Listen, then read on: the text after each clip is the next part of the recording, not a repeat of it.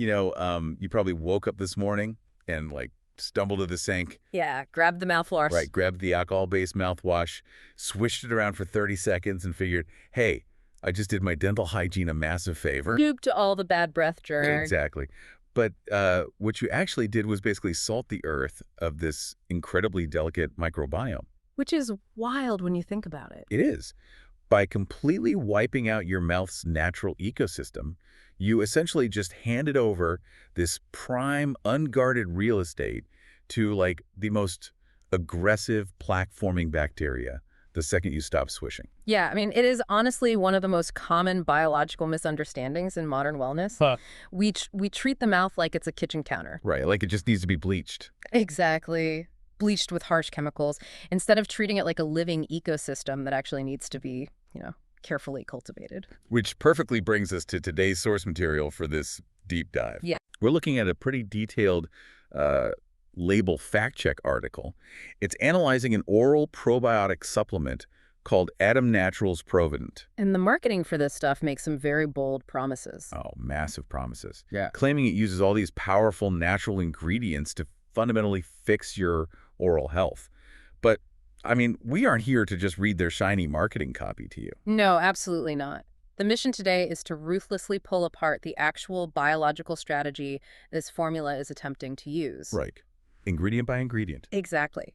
We're going to look at the clinical realities of the oral microbiome, what the research actually says about the mechanics of these compounds, and maybe more importantly, where the manufacturer's transparency completely falls apart. So you can actually decide if the science holds up on your own. Right. But before we look at what this specific supplement is trying to do, we kind of have to understand the turf war that is happening in our mouths right now. It is a literal battlefield in there. Yeah, the source material paints this picture of the mouth not just as, teeth and gums, but as this fiercely contested real estate. Yeah, I mean, think about it. Every single millimeter of your tooth enamel, the whole gum line, even the tiny ridges of your tongue, it's a microscopic battleground. Wow. There are literally hundreds of different bacterial species actively fighting for space, fighting for resources in your saliva every single day. So it's heavily populated. Oh, very. And when that community is balanced, the beneficial bacteria act as this physical and chemical barrier.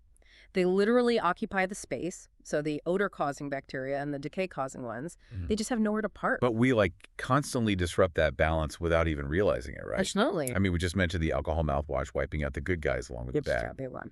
But it's not just that. The sources talk about everyday factors, like a high-sugar diet, or chronic stress, or even just taking a regular round of prescription antibiotics. They all act like a wrecking ball to this whole ecosystem. They really do. And once those disruptors hit, you create this biological vacuum. And vacuums get filled? Fast. The beneficial strains, unfortunately, they're generally slower to recover. But the opportunistic, harmful bacteria, the ones that cause gingivitis and that really aggressive plaque, they are incredibly fast colonizers. So they just rush in to fill the void. Exactly. They rush in, and once they establish a foothold, they build what's known in microbiology as a biofilm. A biofilm, okay. Yeah, it's basically a sticky architectural fortress. It completely protects them from your immune system. Wow, an architectural fortress. Yeah, and once that biofilm hardens into actual plaque, no amount of aggressive scrubbing with a regular toothbrush is going to evict them completely. You just can't brush away a fundamental ecosystem imbalance. Okay, so let me try an analogy here. If my mouth is a garden, swishing the alcohol mouthwash is basically like spraying a broad-spectrum weed killer. That is a perfect way to look at it. Like, I'm killing the weeds, sure, but I'm also completely annihilating my prized tomatoes. The soil is just dead. That's intoxic. Right. So a properly designed oral probiotic. It can't just be a company throwing a handful of, good seeds into dead, poisoned soil, right? It has to actively rebuild the environment first. Spot on. A viable formula has to operate on a dual threat level. Okay, what does that look like? Well, first, it absolutely must make the environment hostile to the bad bacteria. It has to break down those defenses you mentioned. The fortresses. Exactly. And second, it has to introduce the beneficial bacteria A and D, provide the specific conditions they need to actually thrive. So we need to evaluate the ingredients in this ProvaDent stuff through that exact biological lens. Right. Is it prepping the soil, or is it just randomly dropping seeds? Okay, well, let's look at how this formula attempts to attack the bad bacteria first. Hmm. The primary weapon on their label is organic xylitol. Which is pretty common. Yeah, it's a sugar alcohol. You find it naturally in things like birch bark and berries, and I know it's heavily used in sugar-free gum. Hmm. But its role here isn't just to make the supplement taste sweet, is it? No, not at all. Xylitol actually exploits this really fascinating evolutionary blind spot in our primary dental enemy. Ooh, tell me about the enemy. So the main villain in tooth decay is a specific bacteria called Streptococcus mutans. Streptococcus mutans, got it. Yeah.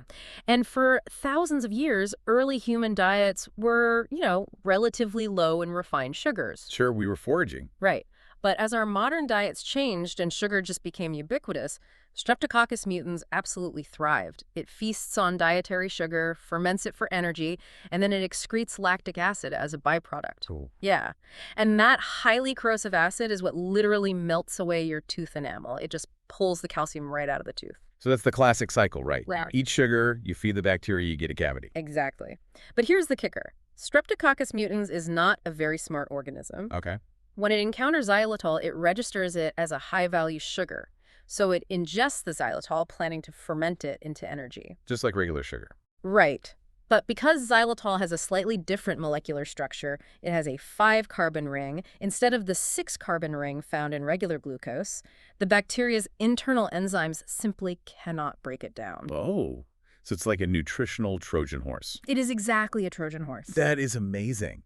So the bad bacteria just stuff themselves with this fake-out meal, expend tons of their own cellular energy trying to digest it, get absolutely 0 calories in return. And they essentially starve to death with a full stomach. That is so brutally efficient. I love it. They literally gorge themselves into starvation, and by doing that, you are selectively eliminating the harmful bacteria, which naturally tilts the balance of power back toward the beneficial strains. Wow. And as a bonus, the physical act of dissolving xylitol in your mouth naturally stimulates your salivary glands. Oh, right, because saliva is good for you. Very. Saliva is packed with calcium and phosphate, which naturally remineralizes the enamel that the acid previously damaged. Okay, so we are actively starving the Streptococcus mutans.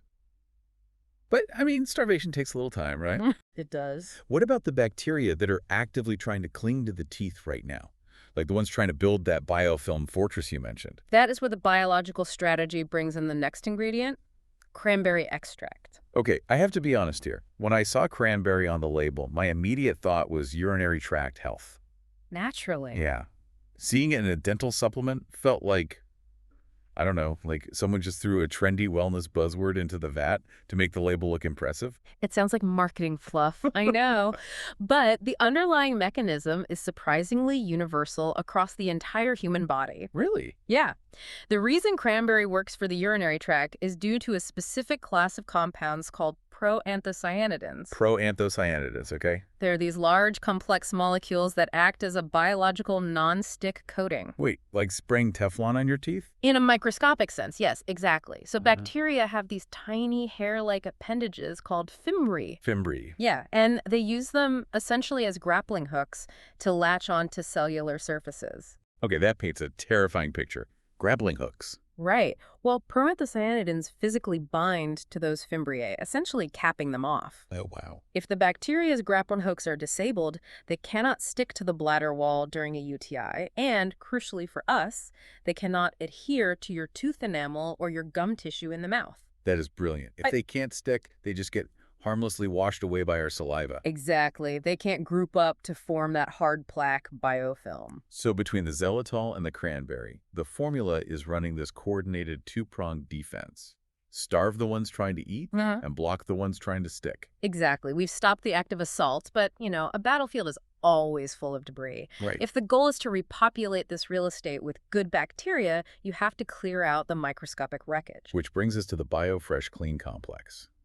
The source material outlines this as a plant-derived antimicrobial blend. Typically relying on essential compounds from plants like tea tree, clove, or peppermint. Right, so the intention there is to act as a localized sweep, right? Just clearing out all the fungal and bacterial debris to give the incoming probiotics a totally clean slate. And the botanical science backing these specific plants is incredibly sound. Okay, that's good. Yeah. Clove, for instance, contains a compound called eugenol. It has actually been utilized in dentistry for over a century for its powerful antiseptic and analgesic properties. Wow, 100 years. Yeah, and tea tree oil physically disrupts the cell membranes of various pathogens, literally causing them to leak and die. Okay, but, and I have to push back here, the source material notes this is listed as a quote-unquote proprietary blend. Yes, the dreaded proprietary blend. Right. Doesn't that just mean the manufacturer groups all these plants together under one trademark name, and they only give us the total weight of the entire blend? That is exactly what it means. We don't get the individual amounts of the tea tree or the clove. To me, that is a massive red flag. I mean, we could be getting a clinically effective therapeutic dose of clove, or we could be getting like 99% cheap filler and just a microscopic dusting of the active ingredient. Just so they can legally print the word clove on the label? Exactly. You are absolutely right to call that out. It completely stonewalls any independent verification. So frustrating. It really is. We know the compounds work in a clinical vacuum, but a proprietary blend forces you, the consumer, to operate on blind faith. You are basically trusting that Adem Naturals paid for the really expensive, highly concentrated botanical extracts rather than cutting manufacturing corners. Which they are incentivized to do for profit. Right. When a company chooses not to disclose their specific chemical ratios, they are explicitly prioritizing their trade secrets over consumer transparency. Yeah, we always have to watch out for that legal loophole on supplement labels. Yeah. Okay, well, moving past the cleanup, there's also the issue of the collateral damage to our gums from this bacterial war. The formula includes purple carrot powder. Now, I know carrots are great for eyesight, but seeing them used for dental health seems like a major stretch to me. Well, the focus here actually isn't the carrot itself, it's the pigmentation. Oh, the purple part. Exactly. That deep, dark purple color comes from anthocyanins. That's the exact same potent antioxidant class found in dark berries and red wine. Okay. In the context of oral health, we are looking specifically at gum inflammation. When those bad bacteria attack the gum line, your immune system responds by rushing white blood cells to the area. Right. And that creates inflammation, redness, and swelling. So that's the classic bleeding gums when you floss. Exactly. That localized immune response generates free radicals, which are these highly unstable molecules missing an electron. Okay, taking me back to high school chemistry. Just a little bit. These free radicals ruthlessly steal electrons from your healthy gum tissue cells. This causes those cells to break down and die in a process called oxidative stress. Oh, wow. Okay, so where does the purple carrot come in? The anthocyanins work by chemically donating one of their own electrons to these free radicals. So they sacrifice themselves. Exactly. They act like a chemical martyr, neutralizing the free radicals and shutting down the chain reaction. This actively helps interrupt the inflammatory cascade in the gum tissue. Okay, the mechanism makes complete sense chemically. Uh-huh. But is chewing on a bit of purple carrot powder actually going to deliver enough of these anthocyanins to meaningfully calm down, like clinical gingivitis? That is the million-dollar question, Oh. and we have to measure our expectations carefully here. Fair enough. While anthocyanins are undisputed heavyweights in treating systemic inflammation throughout the body, their targeted efficacy as a topical or chewable gum soother, that is a very niche area of clinical study. So it's not a magic bullet. Right. It is scientifically plausible, and it is undoubtedly a beneficial compound to ingest, but it should be viewed strictly as a supporting player in this formula, not the primary driver of your oral health. Got it. Okay, so let's review the real estate so far. We starve the bad bacteria with xylitol. We disable their grappling hooks with cranberry. We swept away the debris with the BioFresh botanicals, and we neutralized the free radicals in the gums with purple carrot. The soil is finally prepped. Exactly. Now it's time to actually plant the seeds. The fun part. The final component of the formula is the probiotic strains themselves. Right. This is the critical repopulation phase. The formula introduces live or stabilized beneficial bacteria that are designed to permanently colonize that newly cleared real estate. Okay, look, I got to ask a really practical question here. Mm-hmm. If I just need good bacteria, why am I paying a premium for a specialized dental supplement? Ah, I see where this is going. I mean, I have Greek yogurt in my fridge. I have a highly rated gut probiotic sitting in my medicine cabinet right now. Can't I just break open one of my gut probiotic capsules, swish the powder around in my mouth for a minute, and get the exact same repopulation result? I love that question, but biologically that would be completely useless. Really? Completely useless. Completely. The distinction between a gut probiotic and an oral probiotic all comes down to extreme evolutionary specialization. Okay, explain that. A gut probiotic is essentially an armored tank. It has been selectively bred to survive a horrific, highly acidic plunge through your stomach acid. Then it has to navigate the harsh bile salts of your small intestine and eventually anchor itself in the dark, oxygen-deprived environment of your colon. Wow, okay, so it's built for, like, deep-sea diving, essentially. Exactly. But your mouth is an oxygen-rich, constantly flowing river of saliva, Right. and it's exposed to extreme temperature changes every single time you drink hot coffee or eat ice cream. Oh, that makes sense. Oral-specific strains, such as certain variants of Streptococcus salivarius, have evolved specialized surface proteins. These proteins act like Velcro. They allow the bacteria to physically anchor to the specific glycoproteins floating in your saliva and coating your tooth enamel. Oh, wow. So using a generic gut strain in your mouth is basically like trying to plant a desert cactus in a tropical rainforest. Yes, it's simply the wrong organism for the biome. It literally does not have the biological hooks to stay put. It'll just get swallowed and immediately destroyed by the stomach environment. That is fascinating. So a targeted oral probiotic is literally the only way to actually colonize the mouth. It is the absolute only way. However, looking at the source material's breakdown of ProvaDent, there is a glaring, unavoidable omission regarding these specific strains on their label. Right, I saw this too. They don't publish the exact strain names or the CFU counts on the public label. Which is deeply problematic. The CFU count, which stands for colony-forming units, is arguably the single most vital piece of data on any probiotic label. But why is it so important? It measures the exact number of live, active microorganisms that are capable of multiplying and actually forming a colony. If you have a massive bacterial infection in your mouth, sending in a supplement with a tiny CFU count is like sending a squad of 5 soldiers to fight an entire entrenched army. They'll just get wiped out No. immediately. Exactly. You need a biologically effective dose, which in oral care is typically measured in the billions. Billions with a B. Yes. And by hiding both the specific strain identifier, like the exact alphanumeric code of the bacteria and the CFU count, they are essentially asking us to fly blind again. Just like the proprietary blend. Exactly. It is incredibly frustrating from a consumer standpoint. Manufacturers constantly cite the need to protect their proprietary formulations from being copied by rival brands. Sure, corporate espionage or whatever. Right. But for the end user, it means you cannot look up the peer-reviewed clinical trials for the specific bacteria you are putting in your body. That's a great point. You don't even know if there are enough live cells surviving in the pill to make a statistical difference.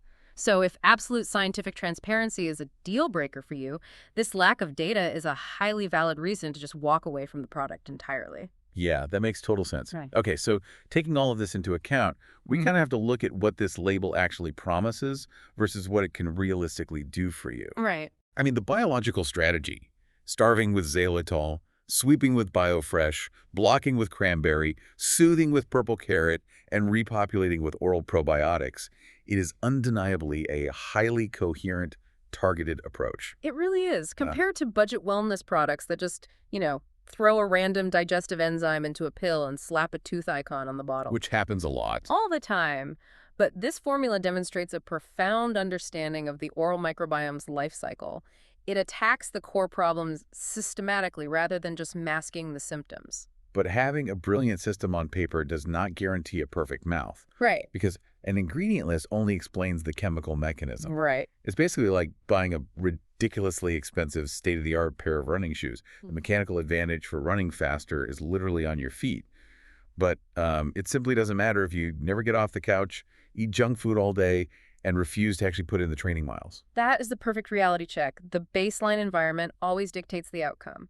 An oral probiotic is a supplementary tool. It's an add-on. Exactly. If your baseline diet consists of sipping sugary sodas all day, providing a constant, massive food source for Streptococcus mutans, no amount of xylitol is going to save your enamel. Makes sense. And if you aren't physically disrupting the mature plaque biofilms through daily brushing and flossing, these beneficial probiotic bacteria will never even reach the bare surface of your teeth to colonize in the first place. So you simply cannot out-supplement terrible hygiene. You really can't. You still have to do the physical work, and you still have to go to the dentist. Absolutely. And speaking of critical baseline realities, We need to touch on this.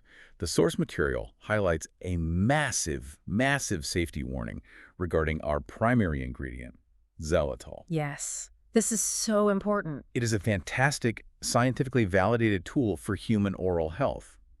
But if you have a dog in your house, it is a lethal poison. Highly lethal. The canine metabolic system reacts to xylitol very differently than ours does.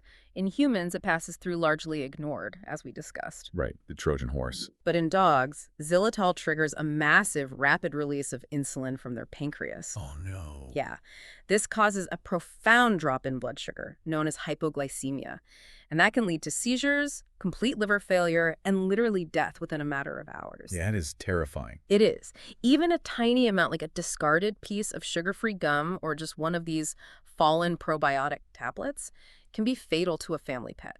So if you bring any product containing xylitol into your home, you must treat it like a dangerous pharmaceutical. Absolutely. It needs to be stored on a high shelf behind a closed door, completely inaccessible to your pets. Do not leave it in a purse on the floor or on a low nightstand where they can reach it. It is a non-negotiable safety protocol. Agreed. Well, as we wrap this up, I think the real value of tearing down a label like this isn't just about deciding whether or not to buy one specific product from one specific brand. No, it's bigger than that. Right. It's about moving past the shiny marketing copy and learning how to actually decode the biological intent behind the ingredients. Once you understand the mechanics of starving the bad bacteria, disabling their grappling hooks, and planting the right specialized seeds, you just stop being a passive consumer. You start becoming an active manager of your own physical health. Exactly. And the ability to critically analyze a label to spot the brilliant mechanisms like anti-adhesion compounds, but also catch the massive red flags like hidden CFU counts and proprietary blends. That is a crucial modern skill. Totally. And honestly, as we look at the sheer level of scientific specificity in a formula like this, it kind of forces us to reconsider our entire approach to daily hygiene. What do you mean? How so? Well, think about it. If researchers are now meticulously engineering ways to disable bacterial grappling hooks with cranberry extracts and curating specialized bacteria that specifically anchor to the unique proteins in human saliva, Right. are we rapidly approaching the end of the traditional alcohol mouthwash era? Oh, wow. Right. Like, future generations might look back at our daily habit of scorching the earth with broad-spectrum chemicals as completely barbaric. Huh? They probably will. We are standing on the edge of a medical era where dentistry shifts entirely away from kill 99% of germs and moves toward personalized bacterial farming. Personalized bacterial farming. Exactly. Custom tailored to the exact chemical makeup of your own mouth. That is wild to think about. Well, next time I'm staring at a bathroom shelf, I'm definitely not going to just see a row of unpronounceable chemicals. I'm going to see a highly contested microscopic battlefield. As you should. Thank you for diving into the science with us today. To everyone listening, keep questioning the labels on your shelves, keep your xylitol far, far away from your dogs, and we'll catch you on the next deep dive.